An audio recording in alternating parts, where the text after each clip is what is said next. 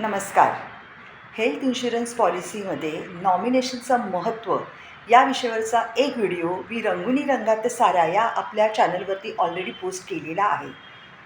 पण आता समजा इन्शुअरचं पॉलिसीच्या कालावधीतच दुःखद निधन झालं, तर त्या पॉलिसीच्या अंडर जो नॉमिनी असतो त्याला 2 प्रकारचे रिफंड मिळतात. पहिला रिफंड म्हणजे प्रीमियम रिफंड.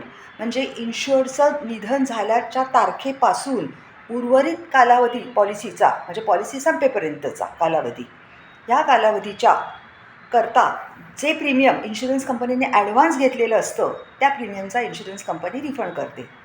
आणि दुसऱ्या प्रकारचा रिफंड म्हणजे समजा एखादा रिइम्बर्समेंटचा क्लेम त्या पॉलिसीवरती असेल, हो की नाही, तर मग त्या क्लेमचे पैसे जे इन्शुअरचं निधन झालं आहे तो कोणाला मिळणार?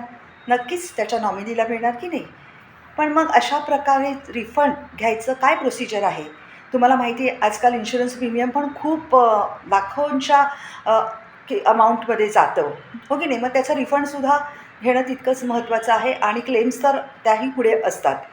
तर अशा प्रकारे रिफंड घेण्यासाठी काय प्रोसिजर फॉलो करायचं असतं आणि काय कागदपत्रं लागतात, ह्याविषयीची माहिती देणारा एक व्हिडिओ लवकरच आपल्या यूट्यूब चॅनलवरती रंगुनी रंगात साऱ्या या चॅनलवरती पोस्ट करण्यात येईल. जरूर पहा.